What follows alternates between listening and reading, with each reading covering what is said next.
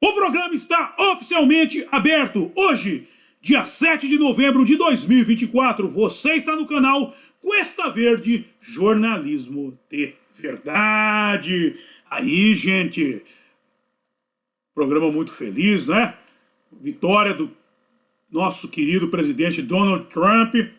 E, como eu falei, a gente tem que estar à altura para esses momentos. É o enterro da esquerda. Esse ano está se concretizando o fim da esquerda. A esquerda praticamente acabou, não existe mais. Aqui no Brasil ainda a gente tem que enfrentar o centrão, é o nosso próximo inimigo. Mas temos que estar bem vestidos para isso.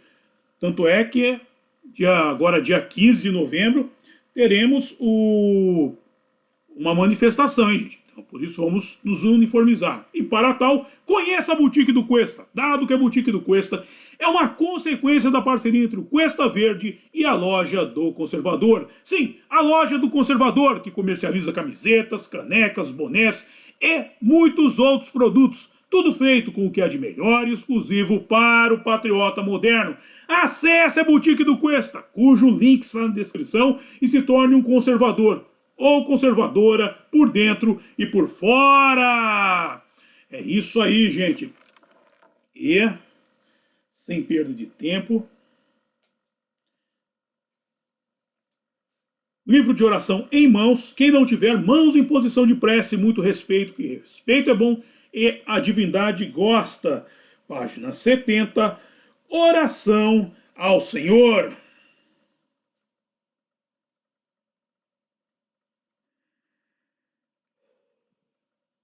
Ó Senhor, El Cantare, fonte de todas as luzes, de todas as forças, de todas as sabedorias, de todos os amores. Dai-nos a luz, dai-nos a força, dai-nos a sabedoria, dai-nos o amor. Ó Senhor nosso Pai, protegei a terra, planeta do amor. Protegei-nos de todos os males, dai-nos o futuro. Ó Senhor, muito obrigado por nos dar a luz, agradecemos de coração.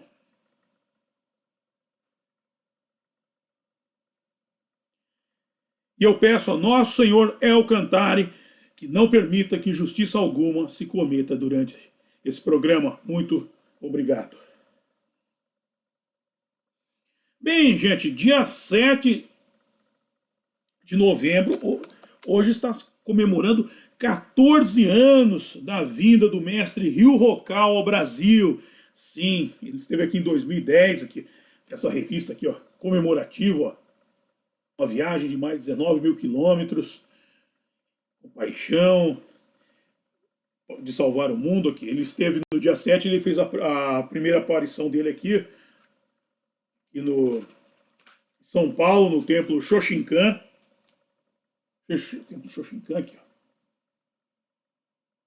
Onde eu vou, onde eu costumo ir ver os eventos que tem lá, as festas, toda parte litúrgica, eu costumo ir muito lá e faço as gravações e mostro sempre aqui para vocês. Que dia 7 ele esteve lá, 11 ele esteve em Sorocaba aqui, fez uma turnê pelo Brasil. Essa primeira aparição dia 7 foi de surpresa, não era para ele ter ido lá, mas seguiu o caminho dele aqui. Deixa eu ver aqui. Publicaram um dia antes, né? Aqui tem um erro agora que eu vi, ó. Que dia 11, ó, um dia antes ele teve em Jundiaí. Também no templo de Jundiaí. Cadê mais? Depois, ó, dia 12 de novembro, ele voltou ao templo Shoshinkan, que esse é o templo Shoshinkan, para quem não conhece. Apresentou de novo o templo Shoshinkan. E, por fim, no dia 14, ele se apresentou no Credit Card Hall, fez uma palestra. Aí, usando o Credit Card Hall. Então, essa se comemora hoje, muito importante isso. Depois eu estou pensando em fazer um programa comentando essa aparição dele aqui. Vamos ver, vai ficar mais para frente, ok? Como por ironia, caiu justo hoje para a gente retomarmos aqui o estudo na palavra As Leis do Inferno, aqui do mestre Ryokawa. E nesse estudo de hoje eu vou dar sequência a algo que eu tratei no último programa, que é a questão da mensagem espiritual. A gente tem que entender, a mensagem espiritual, ela exige uma investigação. Vocês vão ver aqui, eu vou mostrar, dar um exemplo aqui de uma linha investigativa. Por quê? Porque o Chico Xavier, mesmo o Chico Xavier, ele teve muito problema com isso, porque começa a gerar dúvidas. Existem dúvidas entre o que o espírito fala do que o morto falava. A gente tem que entender que o espírito, a alma, a ânima é uma inteligência imortal que tem uma personalidade própria. E aí eu vou dar um exemplo. Nós tivemos no final de semana a corrida aqui de Fórmula 1 em Interlagos, Verstappen venceu, e choveu pra caramba. Vamos entender que o espírito é o piloto, o veículo, o corpo é o carro. Você vê, choveu, o que o pessoal fez? Tirou o pneu normal e depois o pneu de chuva. Mudou a configuração do carro, mas o condutor ainda é o mesmo. Quando o condutor nasce nesse plano aqui, no plano temporal, ele troca de carro, é como se trocasse de carro. E aí, a sua personalidade vai passar pelos filtros desse novo veículo. Por isso, muitas vezes, há uma ligeira discrepância entre a alma e o vivo, entre o que a pessoa via conhecia da personalidade do vivo e do teor da mensagem espiritual. Contudo, a gente tem que entender, no outro plano, ele está livre dos filtros desse corpo, está longe dos filtros, digamos assim, temporais, e ele está no plano atemporal, onde tudo é pensamento e a coisa se expande. Por isso tem essa discrepância entre o vivo e a mensagem do vivo e a mensagem do espírito. Ok? Dito isto, vamos lá. No último programa, eu disse que para se provar que uma mensagem espiritual de um determinado defunto é verídica ou não, preciso é que se encontre nela algo que vou chamar de DNA intelectual. Mas isso requer uma investigação, comenta Miriam Big Pig. É para isso que estamos aqui. No livro Parnaso de Além Túmulo, há um soneto de autoria de Gustavo Teixeira que o médium Chico Xavier psicografou ao cunhado de a São Pedro de Piracicaba, no qual se lê que, no último instante, derradeira imagem, nas procissões da sombra, em longas filas, era a morte, cerrando-me as pupilas, no doloroso termo da romagem. Graças a Deus, a crença era meu pajem, e buscando-lhe ansioso as mãos tranquilas, chorei de gratidão ao pressenti-las, conduzindo-me à luz doutra paisagem. Ó terra de São Pedro, que amo tanto, com que angústias te vi, banhado em pranto, nos supremos e tristes estertores. Trabalha e espera sob os céus risonhos, que a morte é vida para os nossos sonhos e paraíso para as nossas dores. Bonito, não é?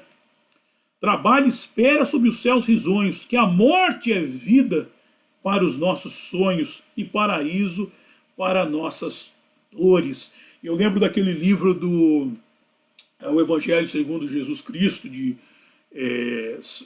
São José Saramago, que José fala que o sonho seria a memória da vida, né? A lembrança da vida, quando o corpo vai para um outro plano, digamos assim, ele sonharia com a vida. Curioso. Mas aqui, independente disso, isso é só uma questão, independente dessa discussão, que eu acredito também vale, como eu falei, é o filtro do veículo. A alma tem a memória ainda desse veículo que ela utilizava. Mas esse ponto aqui que eu destaco, que vai ser o cerne da nossa investigação. Aqui, no poema psicografado, ele diz o seguinte: a graça de Deus, graças a Deus, presta atenção, graças a Deus, a crença era meu pajem, ou seja, seus valores, aquilo que ele tinha como valor era o seu guia. E buscando-lhe ansioso as mãos tranquilas, chorei de gratidão ao pressenti-las, ou seja, ele soube que a sua crença era uma verdade, conduzindo-me à luz de outra paisagem. Guarda essa questão, presta atenção, conduzindo, olha, presta atenção nesse verso, conduzindo-me à luz de outra paisagem. E aqui ele se despede, ó terra de São Pedro, que amo tanto, com que angústias te vi banhado em prantos nos supremos e tristes estertores. Aqui, esse ponto está falando da entrada no plano atemporal. Ele está saindo do plano temporal para o plano atemporal. Muita gente pergunta, como que é o outro mundo? O outro mundo é igual a esse em que nós estamos. Ele é o mundo do pensamento. Assim é em cima, assim é embaixo, como qual era em cima era como era embaixo.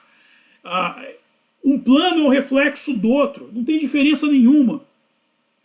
Ok? E lá tem as suas egrégoras com seus castelos e coisa e tal. Vamos lá. Na sequência, aos comentários de Elias Barbosa. Presta atenção aqui.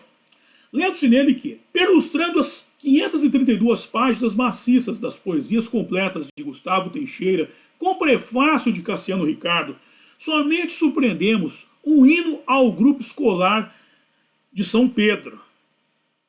E nenhuma referência mais à sua cidade natal, dele, que foi um poeta do interior, no dizer de Vicente de Carvalho, no prefácio ao Ementário datado de 1908. Veja bem, embora ele seja um poeta do interior, há uma referência só à cidade Pedro de Carvalho.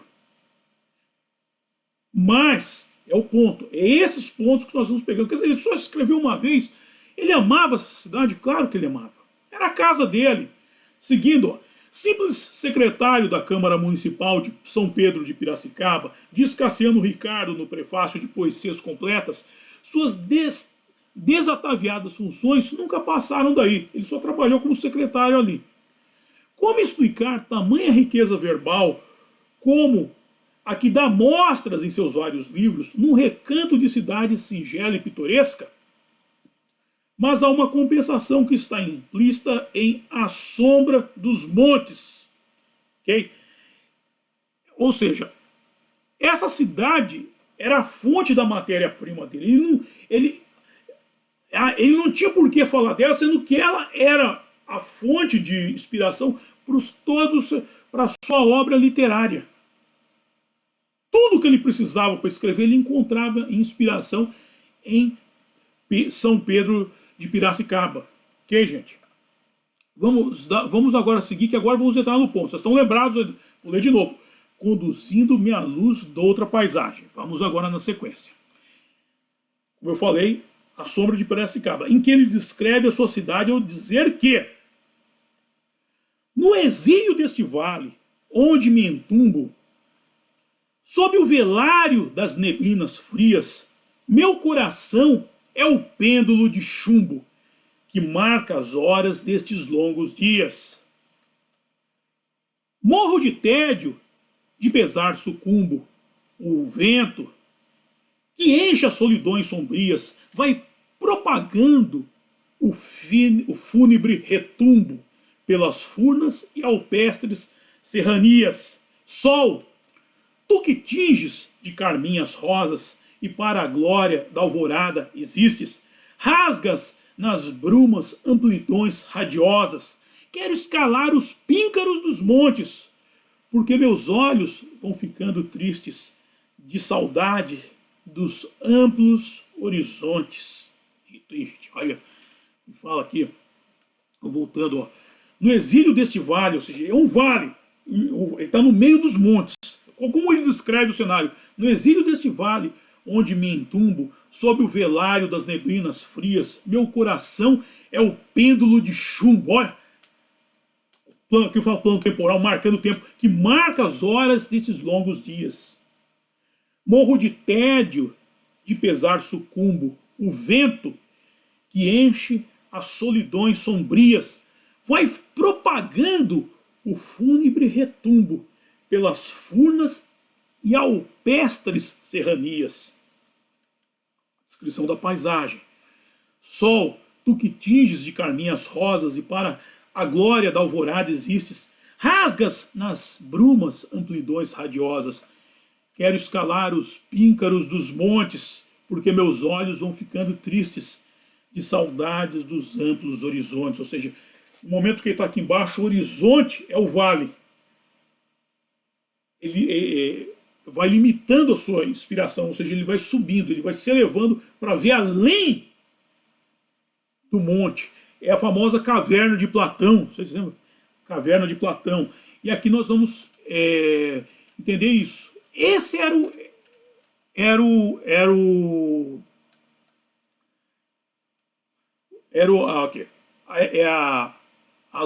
é a luz de outra paisagem. Ele está saindo. É como ele tivesse uma continuação desse soneto. Aqui, como ele falou, quero escalar os píncaros dos montes. E aqui ele está escalando o píncaro dos montes, quando diz: ó terra de São Pedro, que te amo tanto, com que angústias te vi banhado em prantos, nos supremos e tristes estertores. E está subindo. Trabalho e espera sob os céus risonhos, que a morte é vida para os nossos sonhos e paraíso para nossas dores. Ou seja, ele está deixando São Pedro e a dor de deixar aquele vale dele e sendo conduzido pela crença por Deus, Elcantari, para outras paisagens. Lindo isso, hein, meu? Tá poético hoje, bonito, hein, meu? Muito bonito. A gente até emociona, estou lendo da gagueja, porque na mente eu começo a criar essa paisagem. Sabe como é bonita a poesia? Esse é o primeiro discurso de Aristóteles, o discurso poético, que é onde você faz a interpretação do mundo, você pinta o mundo com outras cores.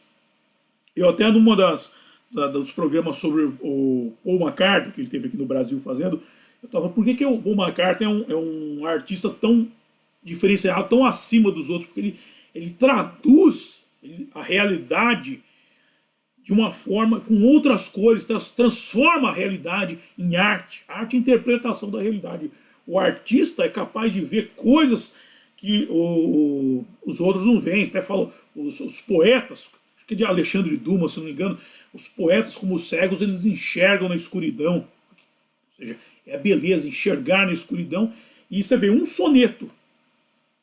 O soneto aqui, a São Pedro de Piracicaba, é a continuação de A Sombra dos Montes. Ele sai da sombra dos montes para encontrar a luz da eternidade. Muito bonito, né, gente? Por aqui, cerramos o estudo de hoje, hein, gente? E é assim que a gente faz, vou fazer mais um comentário aqui, é assim que a gente faz a investigação das mensagens espirituais. Quando você tem uma mensagem espiritual, que nem o mestre Rio Rocal, ele começou a receber várias mensagens espirituais. Deixa eu ver se que eu trago aqui, por exemplo, essa aqui. Aqui tem a mensagem espiritual de George Lucas, de Carrie Fisher, por exemplo. Ele fez leitura espiritual. Como é que você tem certeza que ele falou com o espírito de George Lucas? Porque o George Lucas estava vivo. Mas não está vivo? Sim, o espírito faz a projeção astral, tem seguros pelo cordão de prata, e você consegue conversar com ele também. Não precisa estar morto. O espírito não está morto. É uma inteligência mortal. Como ele faz leitura de mensagens espirituais de pessoas que se foram, como no caso a Carrie Fisher. Nessa aqui ela já tinha partido quando esse livro aqui. E como é que você faz a investigação? Como eu mostrei para vocês agora, você tem que encontrar o DNA intelectual da pessoa. Aqui eu encontrei, eu mostrei. Quando eu li esse poema, eu falei, tá aqui o DNA. Aqui a gente pode fazer a investigação. A cidade dele, São Pedro de Piracicaba, a fonte de inspiração dele.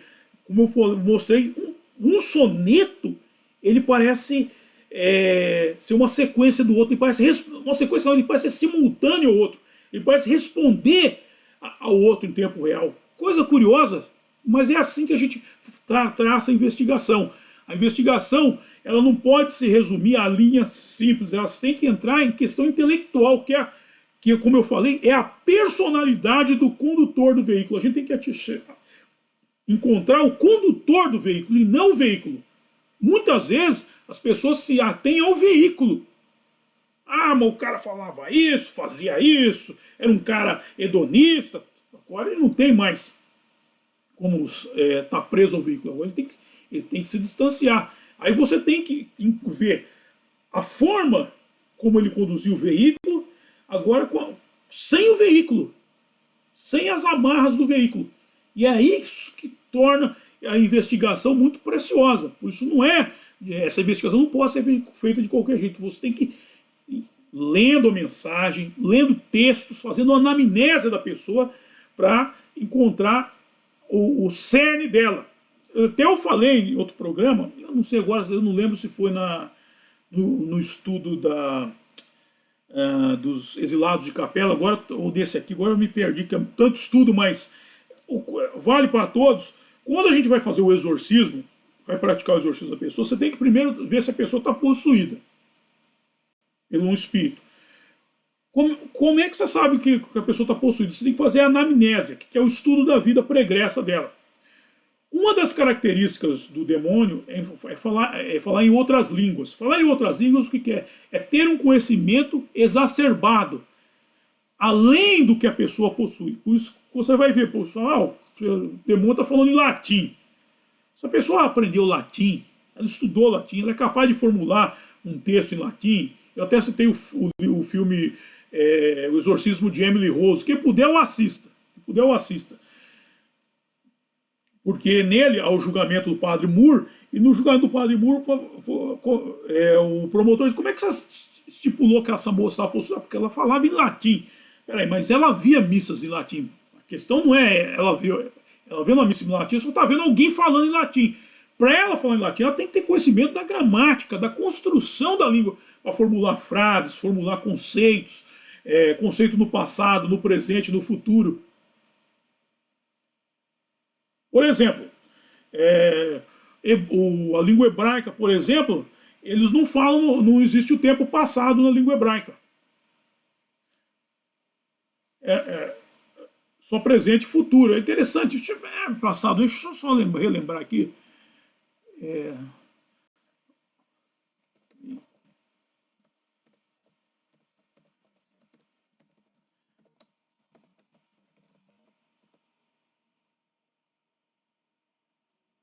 Não, eu errei. Deixa eu só. Eu troquei. Ó, o hebraico possui somente um tempo verbal, o tempo do pretérito. Aqui, ó, eu troquei aqui. É tanto tempo que eu cheguei a estudar hebraico uma época da minha vida, eu troquei, eu inverti, tá vendo? O hebraico só tem o tempo pretérito. Ele só fala o tempo pretérito. Tanto é que tem os pontos, acho que é os pontos, se eu não me engano, acho que é pontos.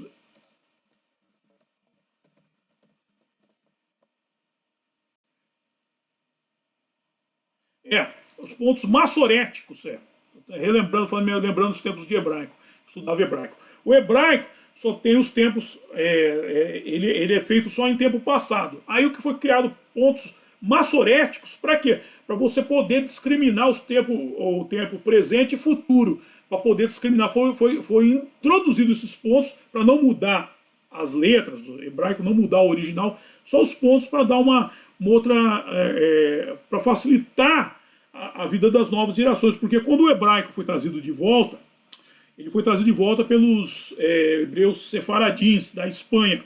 Eles que cunharam o termo Kabbalah, de Kibel, que é recebimento. E como no idioma espanhol tem passado, presente e futuro, é muito difícil entender essa língua para quem já tem uma língua que trabalha trabalha com mais dois períodos de tempo, dois tipos de tempo. É difícil. Quando estudei hebraico, eu achava engraçado isso. Você está falando do passado sempre. É curioso. Mas você pode ver, quando você pega um livro para ler, por exemplo, um romance, já estou encerrando aqui, você lê sempre no passado. Ele está sempre, é uma influência do hebraico na nossa língua. Sempre no passado, de algo que aconteceu. Falando de George Lucas, lembra? Há muito tempo atrás, lembra? Há muito tempo atrás, lembra que começava? Há um tempo atrás. É isso aí, gente. Bem, encerrado o assunto, eu me ganso para estudo de hebraico. vamos para a hora de passar o chapéu, que é a hora que eu mais gosto, é a hora que vocês mais gostam também, que é a hora em que eu ganho uma graninha. Bem, na descrição do programa eu estou disponibilizando os métodos de arrecadação de fundo por via direta e via indireta. Por via indireta, os meus livros, começando com A Máquina da Verdade, nesse livro Menino Veste Azul e Menina Veste Rosa. Pode dar para a criançada, hein, gente? Essa criançada aqui é a criançada, são os filhos dos eleitores do Trump. Fique tranquilo que o Trump nunca será esquecido. Na sequência, eu estou disponibilizando o romance A Saga de Kid Winchester para os adultos. Aí tem o meu curso Fundamentos do Exorcismo, onde eu falo muito da questão da anamnese, do estudo da vida passada das pessoas. E na sequência vamos para a arrecadação de fundo. Arrecadação de fundos por via direta. Tem um apoia-se do Mochileiro Místico. O Pix, para você já mandar sua grana aqui para cá, dar uma força para a gente. E o PayPal, onde os acólitos, os nossos seguidores do estrangeiro podem nos ajudar aqui. Ok, gente?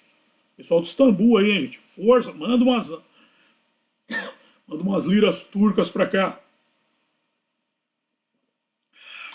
Aí tem o meu álbum com letras de Mateus, o meu álbum de rock em parceria com meu amigo Renato Pop e o contato do Cuesta. Aí temos o grupo do Cuesta no Facebook, o grupo do Cuesta no X, o Pravda Conservador e o grupo do Cuesta no WhatsApp. Por fim, Naldos Bar, o ponto de encontro dos acólitos, hein, gente? Vamos lá, vamos aproveitar, tá chegando aí o fim de ano. Quem vier para a Baixada, passa no Naldo, vamos conhecer o Naldo lá. Naldo é simpático, ok? Próximo evento, Combustível, Metal e Poema, tento mantê-los vivos. Ringo Starr, 84 anos, no sábado, dia 9 de novembro de 2024, às 6 horas da tarde, às 18 horas. No sábado, dia 9 de novembro de 2024, às 18 horas, Combustível, Metal e Poema, tento mantê-los vivos. E antes de encerrar, último aviso, gente, último aviso. Semana que vem, terça-feira, começamos com o estudo deste livro aqui, UFOs, captados por câmeras. Do mestre Rio Rocal, hein, gente?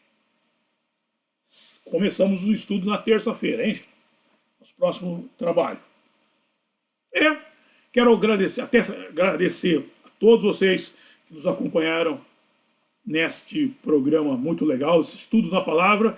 E até a próxima. Bye!